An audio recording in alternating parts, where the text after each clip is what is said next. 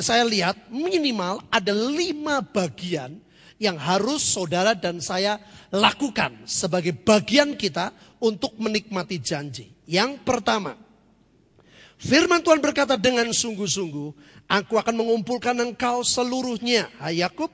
Dengan sungguh-sungguh aku akan menghimpunkan sisa orang Israel. Perhatikan saudara. Sebetulnya janji Tuhan untuk semua. Tapi yang menikmati hanya sisa. Mengapa saudara? Karena ada faktor yang pertama yang paling mendasar adalah percaya. Ini saudara perhatikan. Seberapa jauh dan dalam kepercayaan saudara kepada Tuhan dan janjinya. Kalau engkau tidak percaya dengan solid, dengan bulat. Ini jadi pertimbangan saudara malam ini untuk introspeksi. Karena ingat saudara firman Tuhan minggu lalu.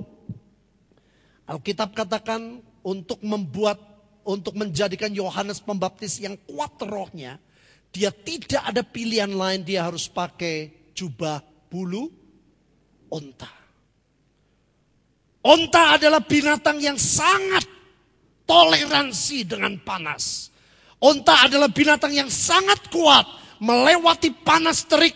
Dia berjalan terus menahan lapar dan haus. Sampai kepada tujuan. Maka dari itu saudara, roh keperkasaan itu penting sekali. Percaya bukan sekedar percaya. Tapi percaya dengan nilai yang seperti itu. Apapun yang terjadi, kalau engkau sudah lakukan bagianmu, percayalah Tuhan pasti lakukan bagian dia. Amin saudara. Kebanyakan orang, loh aku sudah lakukan, loh buktinya begini, buktinya begitu.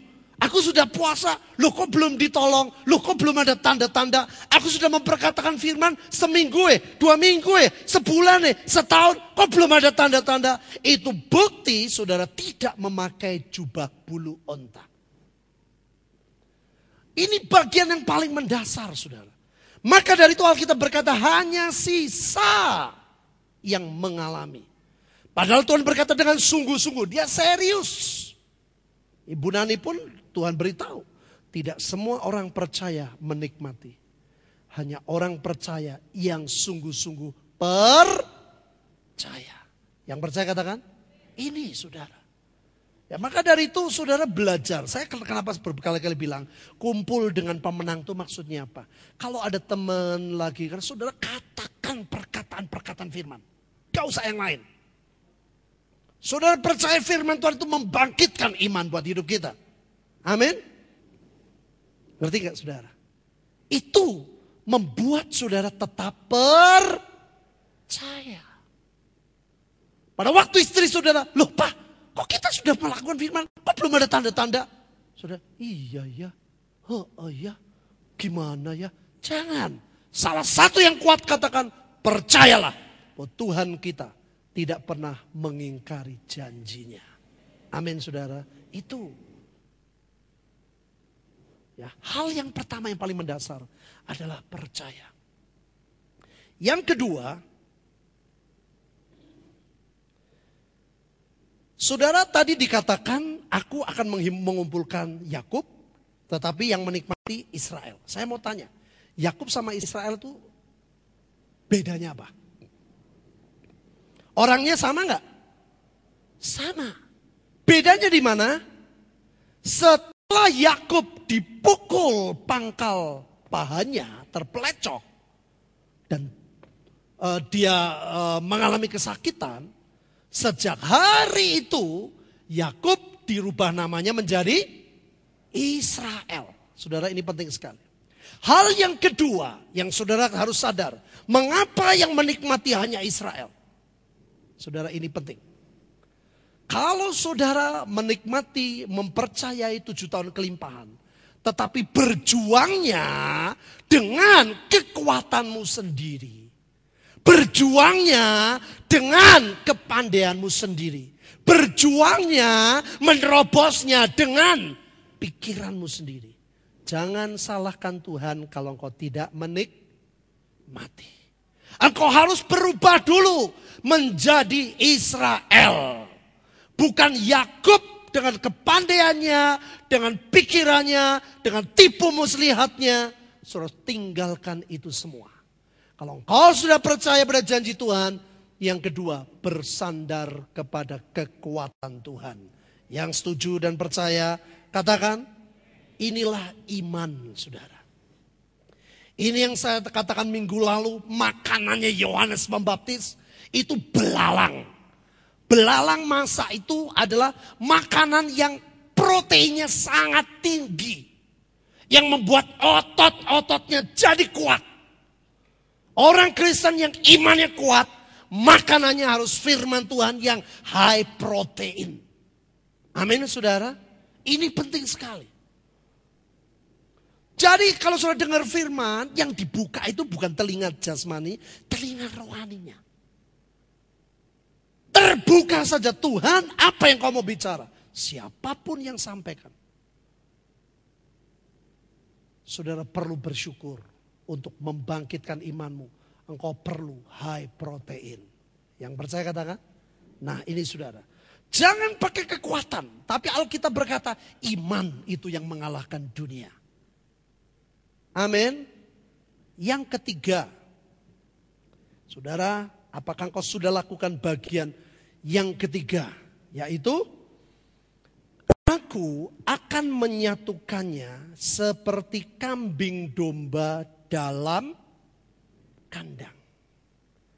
Saudara, Tuhan akan mengumpulkan berkat-Nya. Tuhan akan mencurahkannya pada waktu engkau dalam kandang. Karena Alkitab berkata selanjutnya, seperti kawanan binatang di tengah-tengah padangnya, sehingga ramai dengan manusia. Saudara, manusia akan datang membangun hidupmu. Manusia beramai-ramai datang akan memberkati saudara. Semua akan dipakai Tuhan memberkati kita. Kalau kita mau di kandang. Itu bicara nurut dan taat sama Tuhan. Ada orang yang percaya 7 tahun kelimpahan. Tapi gak nurut sama Tuhan. Sulit saudara. Ada salah satu pengusaha bawang. Tahun 2005 awal waktu dia dengar firman Tuhan itu, dia dapat firman bahwa mimpi. Dia dapat firman melalui mimpi, intinya dia harus melepaskan sawah. Selama ini sawahnya itu semuanya milik dia. Jadi bawang dari sawah langsung diekspor. Jadi untungnya gede. Tapi kalau dia beli melalui bakul, melalui petani, ngerti gak saudara? Itu petani sudah ambil untung. Tetapi dia dapat firman dan dia sudah bertanya kepada Nabi Tuhan, berdoa bersama-sama. Tuhan berkata, ya. Oh itu gak gampang saudara. Karena 3 orang laki-laki semua perusahaan bersama. Yang lain, lah ya kita jadi untungnya kecil katanya. Kalau kita lepaskan sawah dan kita hanya dapat dari petani, repot katanya. Tapi untung saudara. Orang yang dapat firman ini diberitahu oleh Nabi Tuhan. Dia kan lapor, waduh, adik-adiknya tidak mau. Dia bilang sembahyang saja. Minta anugerah.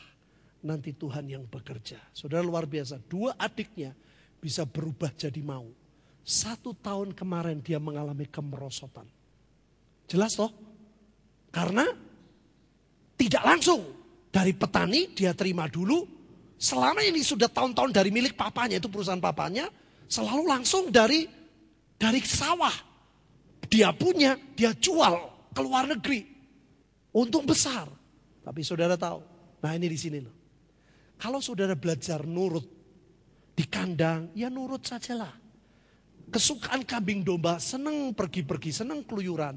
Tuhan bilang kandang, nurut saja. Tuhan pasti ada waktunya. Oh dia membuktikan janjinya itu nikmati buat kehidupan kita. Amin. Saudara tahu apa yang terjadi tahun ini? Banyak sekali sawah-sawah yang terendam.